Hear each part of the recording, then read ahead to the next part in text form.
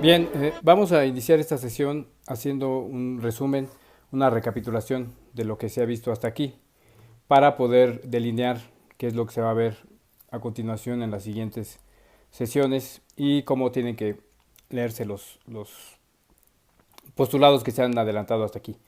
Bueno, ha habido tres cosas que han articulado la presentación. La primera es una búsqueda de posicionar a la conciencia como el punto de partida o el centro de una ciencia de la mente o de la psicología. Es decir, de tener como un punto de partida para dar cuenta de lo humano, de nuestra mente, de procesos psicosociales también y por supuesto de procesos también colectivos a la conciencia. Esta es una afirmación que va a delinear todo lo demás. Es un postulado que se basa en pues, la propia definición que tiene incluso etimológica la disciplina y por otro lado también en la incapacidad de dar cuenta de los procesos humanos sin hacer alusión e incluso colocar como centro el fenómeno de la conciencia y que ha traído muchísimos problemas dentro de la ciencia psicológica, en particular al buscarse, por ejemplo, cuantificar aquello que se va a estudiar o colocar como algo de lo cual podamos ser objetivos, pues obviamente ahí no entra la conciencia y únicamente pues damos rodeos con respecto a los asuntos cruciales que vivimos como seres humanos, los cuales están enmarcados en el tema de la conciencia. Y bueno, ese es un punto que se ha enfatizado y es como un objetivo, digamos, que han tenido la presentación hasta aquí. Otro punto también relevante es delinear algunos autores que han hablado acerca del tema de la conciencia, que se van a ver desde el estudio y la forma de abordar que se está desarrollando en la lectura y que es básicamente el punto de partida, ¿no? que tenemos para abordar el tema. Esto quiere decir que es una visión, digamos, no descriptiva de autores ni de teorías, sino de cómo se pueden integrar y complementar diferentes formas de entender un concepto como la conciencia para dar una teoría unificada, digamos, que es lo que se presenta en el libro. Y esto tiene que ver con el siguiente objetivo, el tercer objetivo de estas primeras sesiones, que es la presentación de las nociones básicas y fundamentales de este libro. Es decir, se está intercalando con la presentación de autores y de la importancia que tiene la conciencia y que cobra la conciencia en el momento actual para poder articular una ciencia, una disciplina que dé respuesta a los predicamentos que tenemos como seres humanos, con nociones que son las básicas, las fundamentales. ¿Por qué se tiene que dar de esa manera? Esto es porque no podemos avanzar mucho si no tenemos claridad sobre los presupuestos que se están dando como fundamento a nuestra forma de entender la conciencia. Y no tiene caso tampoco avanzar mucho porque tendríamos que estar en un momento más, digamos, adelantado de estas presentaciones y tendríamos que estar regresando otra vez a aclarar lo que se vio en un primer momento y se complicaría, digamos, la labor expositiva. Por eso es que tenemos que dar cuenta de cuáles son los presupuestos teóricos básicos desde un inicio para que veamos desde dónde se está leyendo los demás autores y desde dónde estamos pretendiendo poner a la conciencia como el centro de la disciplina psicológica. Entonces eso ha sido hasta aquí la presentación. Viene como un desarrollo a continuación de otros autores también que han hablado sobre el tema, igualmente desde la filosofía, y posteriormente vamos allá a avanzar sobre los presupuestos que se están dando para entender a la conciencia. Pero todos estos presupuestos parten de los primeros elementos que desarrollamos al describir la lectura. Es decir, que si queda claro lo primero y digamos, se tiene éxito en acercarse a esta forma de interpretar la conciencia, el resto va a ser meramente un despliegue de lo que ya se adelantó, la consecuencia lógica de lo que estamos adelantando en primer lugar. Esto es, muy brevemente, poner a la conciencia como un mecanismo de toma de decisiones donde hay un libre albedrío, también concebir a la dialéctica como una herramienta para dar cuenta del funcionamiento de la conciencia, no desde fuera, sino algo que la conciencia va a enfrentar y va a decantar en un sentido.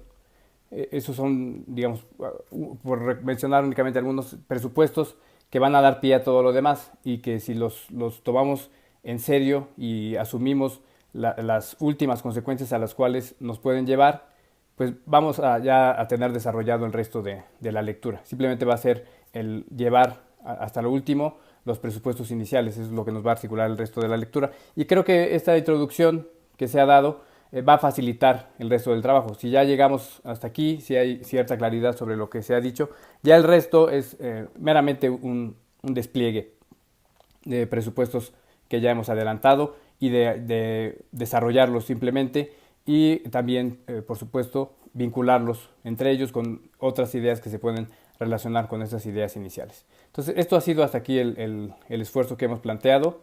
Y bueno, ahora vamos a seguir con los autores. Esta sesión se va a ver algunos autores más que han hablado sobre el tema de la conciencia. Se va a retomar la idea del materialismo y el idealismo, la idea de totalidad que estamos adelantando aquí, para poder seguir nutriendo el presente trabajo y a partir de ahí desarrollarlo ulteriormente.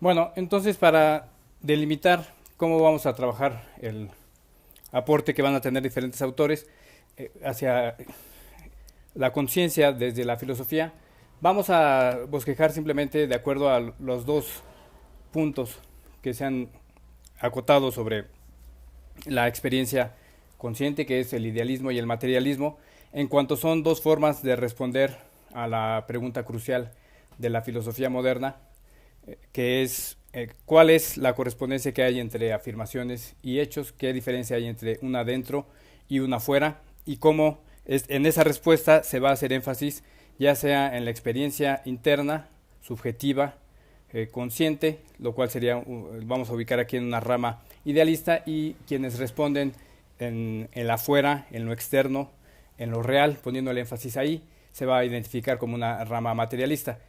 Ninguno de los dos va a ser absolutamente cerrado y va a desconocer de manera completa la contraparte, pero sí va a haber un énfasis y en algunos casos una determinación por parte de uno extremo hacia el resto.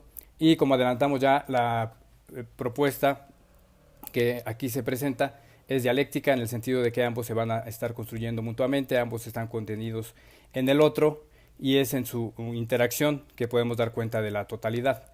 No hay un punto independiente ni un punto que no haya un agente interpretante que pueda cambiar la forma en que se exprese.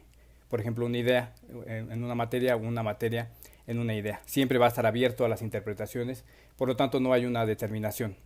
En cuanto hay agentes volitivos en todo el círculo de la experiencia, y que dividimos en procesos internos subjetivos y hechos objetivos. Bueno, vamos a empezar con el idealismo. Ya bosquejamos algunas ideas que se adelantan en particular en Descartes, que es quien abre esta pregunta sobre la distinción que va a haber entre el adentro y el afuera, a partir de la duda, a partir de decir, pues yo no sé si la experiencia interna en realidad se corresponda con lo que está afuera. Esa es la duda que va a tener, que no hay, las explicaciones no tienen correspondencia necesaria, sino que vamos a tener que partir de un método y de una certeza fundamental, que en este caso va a ser la certeza de la duda, del estado dubitativo. Eso no podemos tener duda de que estamos dudando, por lo tanto de que estamos pensando, por lo tanto de que existimos. Y es a partir de esta certeza que con el método racional se va a pretender dar cuenta de la realidad, siguiendo ciertos pasos que nos llevan a un análisis. Por ejemplo, es un método analítico, es decir, de segmentar la realidad. Bueno, ese es el aporte de Descartes. Tiene más que ver con una pregunta que se da, con desconocer las respuestas sancionadas por la Iglesia, por las instituciones dominantes de su época, dejando libre pues a la modernidad de responder esto. Bueno, el segundo autor que vamos a revisar en la tendencia idealista de la filosofía es el propio Kant. Y bueno, en este caso es interesante que él mismo explícitamente negaba ser un idealista. Él decía, no hay un idealismo en lo que estoy haciendo, porque no estoy dando pie a que hay ideas externas a nosotros y estudiar las ideas externas a nosotros. Al contrario, estoy diciendo, tratando de estudiar cuáles son las condiciones a partir de las cuales se produce el conocimiento, las cuales son a priori son independientes de la experiencia. Entonces, en ese sentido, él decía que no era un idealista, pero en el esquema que aquí planteamos, sí lo es en cuanto va a trabajar con las representaciones, con los fenómenos y cómo esos fenómenos se constituyen como realidad, en cuanto es incognoscible el ser en sí, la cosa en sí del objeto, es decir, el objeto únicamente aparece a partir de una representación. Esta idea es fundamental y de hecho es la que vamos a retomar dentro de la lectura. Va a haber muchas diferencias, por supuesto, pero la idea fundamental que va a posicionar a un sujeto cognoscente cuyas características nos van a dar cuenta de cómo es el objeto, eso va a ser algo que vamos a retomar. No en el sentido de que únicamente es el sujeto el que nos puede dar toda la información para dar cuenta de los objetos, pero sí en el sentido de que la parte subjetiva va a ser determinante, va a ser fundamental para conocer cómo aparece el objeto en la conciencia. Esa idea es retomada en la lectura o es coincidente en la lectura con la noción de continuidad que nosotros adelantamos. La idea de continuidad es muy similar, es señalar que en la realidad, en lo externo, las cosas se van dando de manera continua, no hay un límite fijo, absoluto, natural, externo a nosotros, sino que se da un proceso objetivo que nosotros segmentamos. Entonces, como ejemplo, siempre pongo los colores, ¿no? Los colores es una gama, incluso se puede estudiar desde el punto de vista objetivo, cómo hay variaciones en los diferentes colores, pero hay una continuidad en los colores y en esa magnitud que pueden tener de cierta intensidad. Y nosotros solo somos los que vamos a ponerle límites. Vamos a decir, aquí empieza un color y aquí nombramos el rojo, aquí acaba, aquí empieza el anaranjado, aquí empieza el verde o el azul y aquí acaban. Y esa es una continuidad rota por parte de nosotros. Nosotros a partir de nuestras formas culturales, de nuestra subjetividad, vamos a ponerle esos límites. Va a haber ciertas culturas para las cuales es muy importante ciertos colores. Se habla siempre de cómo los esquimales van a tener muchas palabras para el blanco porque es muy importante su cultura y entonces la división va a ser mucho más fina y van a ser capaces de distinguir matices del blanco que nosotros en otra cultura no podemos distinguir y nombramos de la misma manera, en uno solo, es decir, va a haber una continuidad que nosotros rompemos. Es muy similar esta idea con la idea de Kant de que hay un acceso por parte de nosotros a los fenómenos, que es como el objeto aparece en nosotros, pero en realidad no conocemos realmente en sí cómo es el objeto, cuál es la cosa en sí del objeto. Y esa idea es muy importante, incluso Kant la llama un giro copernicano, en el sentido de que coloca en el sujeto las características y el objeto a indagar para poder dar cuenta del objetivo. Es decir, que antes de Kant se podía decir que el objeto, pues, para conocer el objeto tenemos que ir a él, conocerlo, acercarnos a él y describir y ver qué variaciones puede tener. Después de Kant es mucho más, pues más bien cómo es el sujeto, que el sujeto en las formas que tiene para acceder al conocimiento de los objetos, que muchos de ellos son innatas, vamos a poder dar cuenta de cómo se construye el objeto. Y se olvida un tanto del mundo objetivo, por eso lo ponemos en lo idealista, porque él incluso dice, bueno, en cuanto es incognoscible, pues tampoco va a ser tan importante, e incluso puedo decir que la realidad está en las representaciones. Ahí es donde se mueve la realidad, lo otro va a ser incognoscible. En cuanto el noúmeno, que es como llama él, al en sí del objeto, no se puede llegar a tener. Puede ser inteligible a partir de la especulación, por ejemplo, pero es incognoscible de manera completa. Entonces esa parte se va a retomar, esa parte que se puede decir que es subjetivista, que va a poner énfasis en el individuo, en el adentro de la experiencia consciente, se va a retomar aquí plenamente en ese sentido. Pero por supuesto que no es detenernos nada más y decir es el sujeto el que tenemos que estudiar para dar cuenta de la realidad. Si no es ese sujeto, para dar cuenta de él, tenemos que recurrir a la cultura y a un proceso social en el cual está envuelto, el cual lo condiciona. Entonces por eso se dice que es dialéctica la perspectiva que aquí adelantamos, porque no es nada más en un sentido, sino que el sujeto que nos puede ayudar a conocer cómo se construye el objeto está construido a su vez por objetos y procesos sociales. Entonces hay una perspectiva dialéctica, siendo que en Kant, y eso va a ser una diferencia, va a dejar de lado el conocimiento de la cosa en sí, por incognoscible, y también el mundo práctico. El mundo práctico no corre de la mano del mundo de la razón pura, que sería con el que conocemos a partir de causas y efectos, por ejemplo, la realidad. Va a ser independiente, no hay forma de que se toquen, en tanto es imposible conocer el en sí de las cosas y por lo tanto tampoco podemos actuar a partir del conocimiento del en sí, sino de nuestras propias representaciones, y se deja de lado la práctica en el mundo. Digamos, ese segmento o esa porción de la teoría de Kant no la vamos a retomar, en cuanto aquí efectivamente retomamos que el conocimiento del objeto se hace para poder actuar sobre él y se define a partir de la actuación, de la práctica que tenemos en él, y esa práctica también está condicionada por un aparato ético, que es cómo confrontamos un ser a un deber ser. Eso es lo que nos va a vincular con la realidad. Cosa que Kant especulativamente sí acepta. También se nota que hay mucha presión por parte de un paradigma religioso en lo que estaba afirmando, en tanto tenía como condicionante pues no negar la existencia de Dios ni del libre albedrío. Habla acerca de que efectivamente se puede tener una intuición intelectual a partir de la cual podemos conocer el noúmeno y las cosas eternas o la divinidad. Eso, bueno, lo acepta, pero como una concesión, digamos, un tanto externa a su teoría. Pero bueno, va a ser muy interesante y vamos a retomar esta parte de Kant. En particular, repito, la idea de continuidad que se plantea en la lectura tiene mucho que ver con la idea de cómo el fenómeno se construye a partir de las características que va a tener el sujeto cognoscente.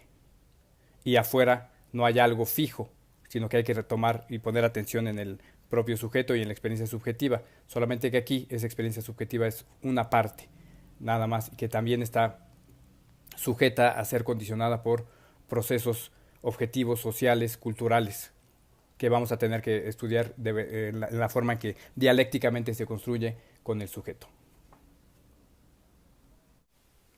Bien, vamos a continuar con la exposición sobre la rama idealista que va a estudiar la conciencia, acercándonos a una tradición que va a recoger el pensamiento de diferentes autores y que se va a constituir como una forma muy particular de estudiar la conciencia desde un punto de vista idealista. Y esta tradición se inicia con un autor que va a diferir de los planteamientos de Kant en lo que tiene que ver con la relación que hay entre una racionalidad y un mundo real. Y bueno, la tradición a la que hago referencia es la fenomenología, y el autor que rompe con Immanuel Kant pues es Hegel. Él, a diferencia de Kant, no va a haber una imposibilidad en el conocimiento y en la unión de un mundo fenomenológico, de objetos que aparecen en la conciencia, y el conocimiento que pueda haber de los objetos a los cuales se va a representar. Es decir, para este autor va a haber una identidad entre la representación y la realidad. Se puede decir que van a ser iguales o muy similares, accesibles en todo caso. De hecho, esta posición se sintetiza con una frase que es la de lo racional es real y lo real es racional. Es decir, hay una identidad en ambas partes, en lo que está dentro y en lo que está afuera. Y esto se hace por una concepción y una visión del mundo de tipo dialéctica, es decir, donde van a poder haber afirmaciones que aparentemente no son compatibles, se van a poder hacer simultáneas, se van a poder dar de manera simultánea. Y bueno, en particular la relación de identidad entre lo real y lo racional tiene que ver con la autoconciencia, que se reconoce plenamente, y por lo tanto el propio sujeto, la conciencia del sujeto, es también un objeto que también es representada por la propia conciencia. Por lo tanto es una autoconciencia, y eso va a cambiar la concepción que puede haber del adentro y el afuera, y se vuelven intercambiables en un cierto sentido. Y por lo tanto va a haber una unidad del sujeto y el objeto, dada la concepción dialéctica y que pone énfasis en la autoconciencia. Sin embargo, esta posición dialéctica no va a describir de manera completa la forma en que Hegel va a concebir las relaciones que puede haber entre lo real y lo racional. Es decir, esta frase es un primer momento donde se igualan o se equiparan ambas dimensiones, pero a final de cuentas se va a poner mucho más énfasis en lo racional. Es un decir, lo racional es lo real, pero en lo racional nos vamos a enfocar precisamente porque da cuenta de la realidad y se vuelve una teoría que va a estudiar cómo aparece los objetos, el mundo real, en el mundo fenomenológico que está al interior de nosotros y en la descripción de las ideas, que es precisamente esto que está hacia adentro de nosotros, se puede dar un entendimiento de cómo se desarrolla la historia de la humanidad, por ejemplo, y son las propias ideas las que van a dar cuenta de cómo se dan las cosas y la realidad, el mundo material vendría a ser un reflejo de las propias ideas. Entonces él tiene también otra frase muy interesante que nos dice que Napoleón es la razón ilustrada a caballo. Es decir, se está encarnando en algo la idea, pero al final es la idea en la que pone mucho mayor atención. Y precisamente al poner el énfasis en las ideas y en las representaciones, su doctrina se puede concebir incluso como una sistematización de la experiencia de la conciencia y cómo se puede describir de forma metódica dicha experiencia y da pie a esta tradición que va a recoger en particular Husserl para constituir una disciplina conocida como la fenomenología, que es, como el nombre lo indica, pues el estudio de los objetos tal como estos aparecen en la conciencia, es decir, el estudio de los fenómenos. Y por lo tanto va a ser idealista y va a estudiar lo que sucede hacia adentro de la conciencia.